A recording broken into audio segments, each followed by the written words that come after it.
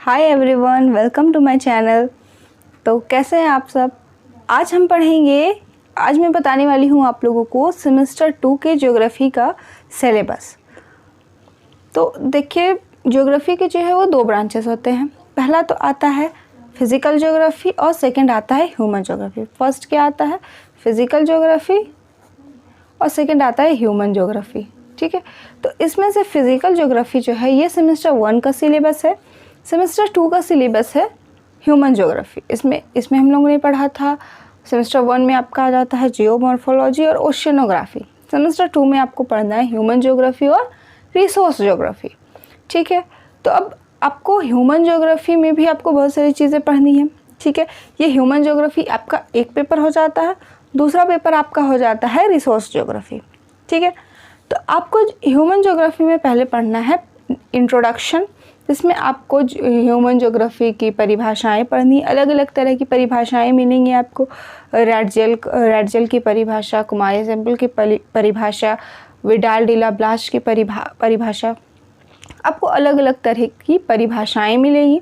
Major themes पढ़ने हैं, contemporary relevance पढ़ने हैं, स्पेस एंड सोसाइटी पढ़ना है, जिसमें से आपको कल्चरल रीजन्स पढ़ना है, रेस जाति पढ़नी है, रिलीजन एंड लैंग्वेज भाषा और धर्म पढ़ना है। ठीक है, उसके बाद आपको पढ़ना है पॉपुलेशन यानी जनसंख्या पढ़ना है, जिसमें जनसंख्या वृद्धि पढ़नी है आपको, पॉपुलेशन ग्रोथ एंड डिस्ट्रीब्यूशन पढ़ना है, पॉपुलेशन कंपोजिशन पढ़ना है, डेमोग्राफिक ट्रांजिशन थ्योरी पढ़नी है। ठीक है, उसके बाद आपको पढ़ना है सेटलमेंट्स। ठीक है, इसमें आपका आता है 2 तरह का सेटलमेंट्स आता है, अर्बन और रूरल, मतलब कि ग्रामीण बस्तियां और नगरीय बस्ती।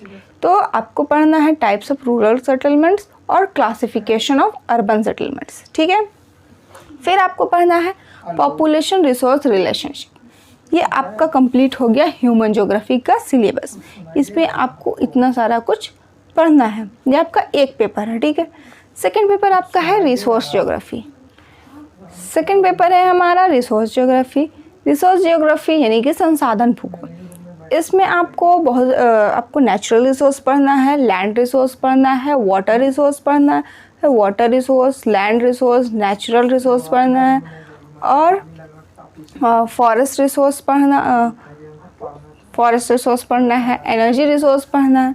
ठीक है, तो इसमें आपको पहले क्या करना है, नेचुरल रिसोर्स पढ़ना है। इसका आपको कॉन्सेप्ट एंड क्लासिफिकेशन पढ़ना है, distribution, utilization, problems and management of land resources and water resources पढ़ना है, यानी कि भूमि संसाधन और जल संसाधन पढ़ना है आपको।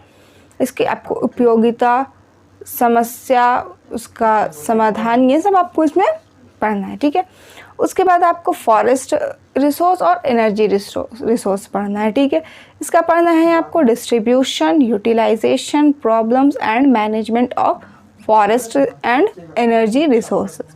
ठीक है, उसके बाद आपको पढ़ना है appraisal and conservation of natural resources.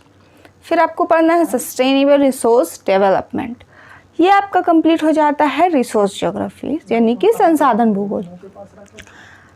I hope आपको ये सिलेबस जो है वो क्लियर हो गया होगा कि आपको ह्यूमन ज्योग्राफी और रिसोर्स ज्योग्राफी में क्या क्या पढ़ना है। देखिए, जियोग्राफी जो है इसके 2 ब्रांचेस हैं। ठीक है, जियोग्राफी के 2 ब्रांचेस हैं। एक हो गया फिजिकल ज्योग्राफी यानी कि भौतिक भूगोल, सेकंड हो जाता है ह्यूमन ज्योग्राफी यानी कि मानव भूगोल। ठीक है, तो ये जो था ये हमने सेमेस्टर 1 में पढ़ा, जिसके अंदर हमने क्या पढ़ा था, जियोमॉर्फोलॉजी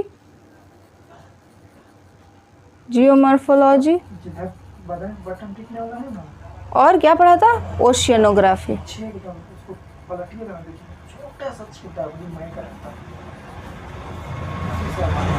जिसमें हमने पढ़ा था जियोमॉर्फोलॉजी और ओशियनोग्राफी। इसमें हम पढ़ रहे हैं ह्यूमन ज्योग्राफी और एक पढ़ेंगे क्या, रिसोर्स ज्योग्राफी। ठीक है,